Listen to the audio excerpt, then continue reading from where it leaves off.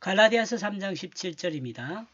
내가 이것을 말하노니 하나님의 미리 정하신 언약을 430년 후에 생긴 율법이 없이 하지 못하여 그 약속을 헛되게 하지 못하리라.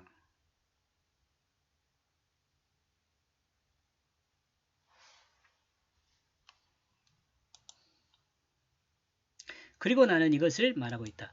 바울이 갈라디아 교회들의 유대적 기독교인에게 말하는 것이, 바울이 갈라디아 교회들의 유대적 기독교인에게 말하는 것이, 이 말은 무슨 말이냐면 갈라디아 교회 안에 유대교적 기독교인들이 있었는데 그들에게 말하는 것이 그런 말이에요. 바로 창세기를 통해 현재도 말씀하고 계시는 하나님의 말씀을 이야기하고 있다고 증거합니다.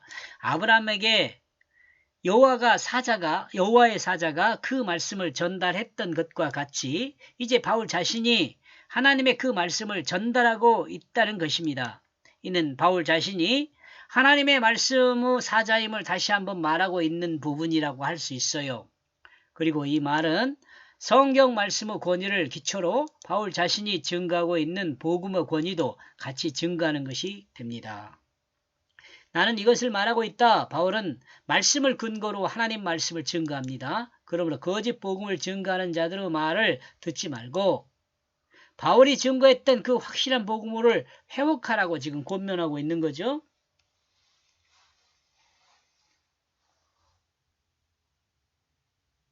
앞에서 미리 정하셨던 언약을 그 하나님에 의하여 앞에서 미리 정하셨던 그 어떤 언약을 이렇게 읽으면 될 것 같아요. 이방인에게 복을 주기로 작정하신 것을 하나님은 미리 아브라함에게 언약했습니다.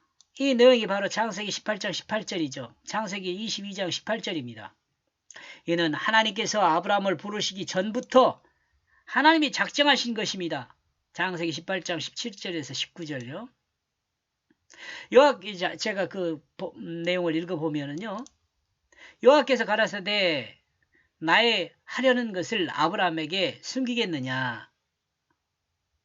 아브라함은 강대한 나라가 되고 천하 만민은 그를 인하여 복을 받게 될 것이 아니냐.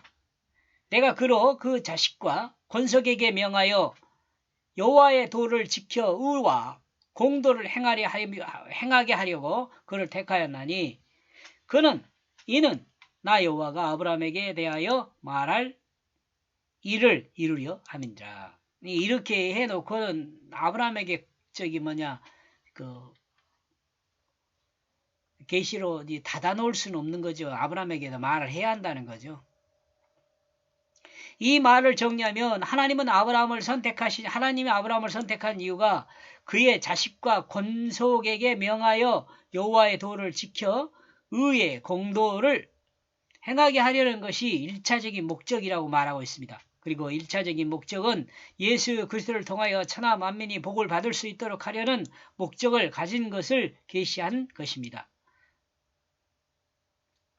바울은 이와 같은 내용을 하나님께서 미리 작정하신 것으로 해석하고 있습니다. 또한 그 미리 작정하신 것은 여호와의 사자를 통해 아브라함에게 미리 말씀하신 약속의 계시였다고 증거하고 있습니다. 그러므로 이와 같은 내용은 하나님이 아브라함을 통해 미리 약속한 언약이었다고 볼 수 있죠. 언약이 있다는 것을 드러내고 있다고 볼 수 있습니다. 그러므로 이방인에게 약속된 복은 하나님이 아브라함을 부르시기 전부터 이미 작정된 것이었음을 바울은 갈라디아 교회들에게 계시하고 말씀으로 증거하여 확증하여 통보합니다.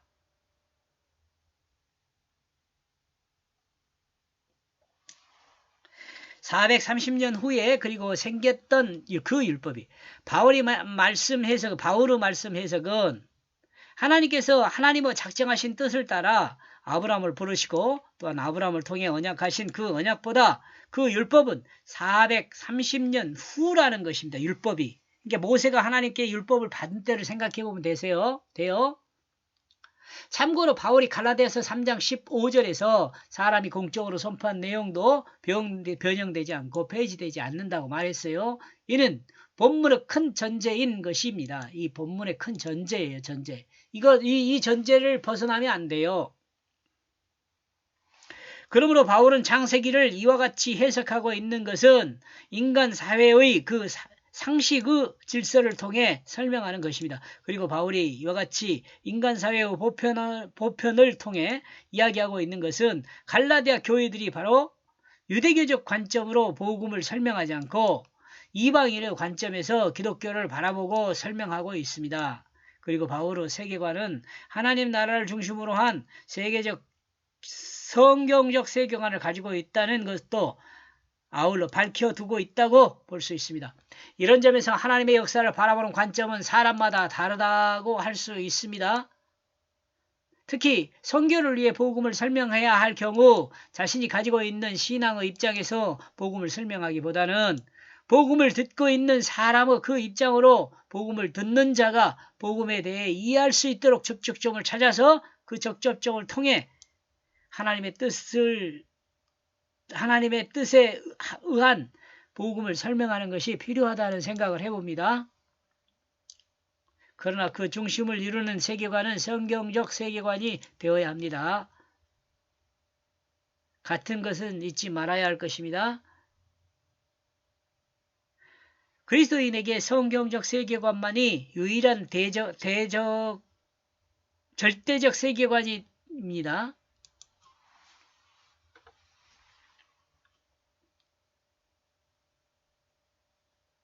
그리고 절대적 세계관이기 때문에 그 중심이 될 수가 없어요. 모든 질서의 기준이 되는 거죠. 모든 질서. 이 세계관이 모든 근데 이제 조금 더 깊이 좀 제가 생각한 바로는 뭐 세계관이 복잡하게까지 갈 필요 없이 진실하면 돼요. 진실하면.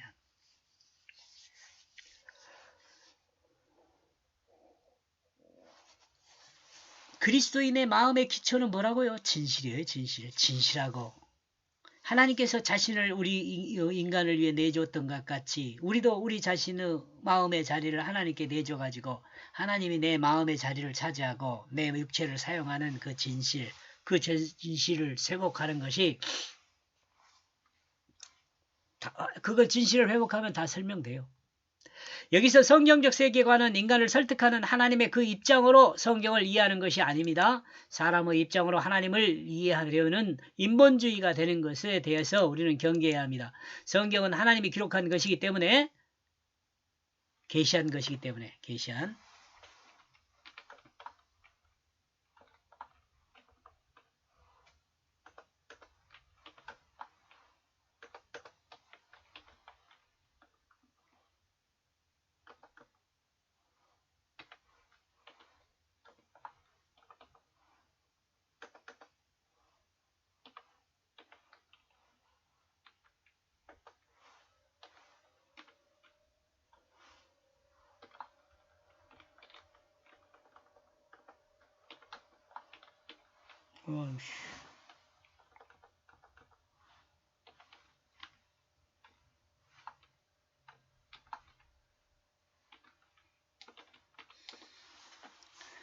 성경은 하나님이 계시한 것이기 때문에 하나님의 뜻이 무엇인지를 아는데 성경을 읽는 거죠. 성경을 사용하는 거죠.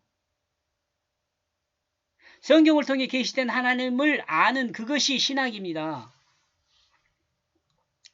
그러므로 인간의 입장으로 성경을 이해하면 안 되는 거죠. 성경 오해하게 되는 거죠. 만약 사람의 입장으로 사람들에게 성경을 이해시키려는 시도가 있다면 이는 하나님의 뜻을 전혀 알지 못하게 할 뿐만 아니라 성경을 성경되지 못하게 하는 결과를 가져오게 될 것입니다. 이런 일이 성령을 회방하는 거예요. 하나님의 뜻을 이해하는 그 접촉점은 사람의 입장으로 찾되 그 접촉점에 하나님이 계시한 하나님의 뜻을 전해야 합니다. 그러므로 이방의 복음을 증거하는 것은 많은 적점을 찾기 위해 많은 이해와 연구가 필요하다는 생각을 해요.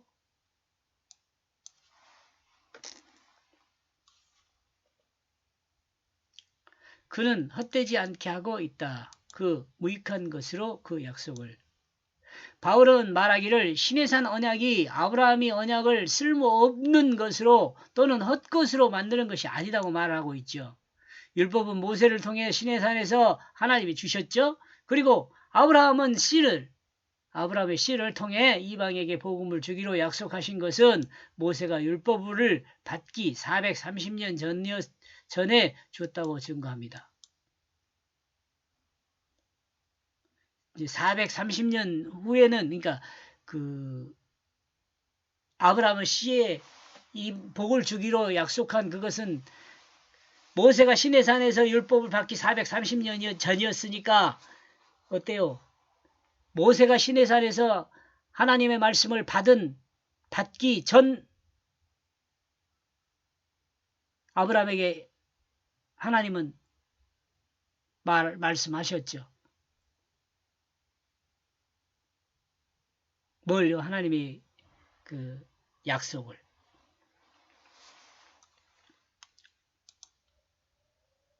17절 그리고 나는 그것을 말하고 있다. 앞에서 미리 정하셨던 언약을 그 하나님에 의하여 그 430년 후에 그리고 그 생겼던 그 율법이 그때 함께 생겼던 그 율법이 그는 헛되지 않게 하고 있다. 율법을 그때 생겼던 생겼던 그 율법을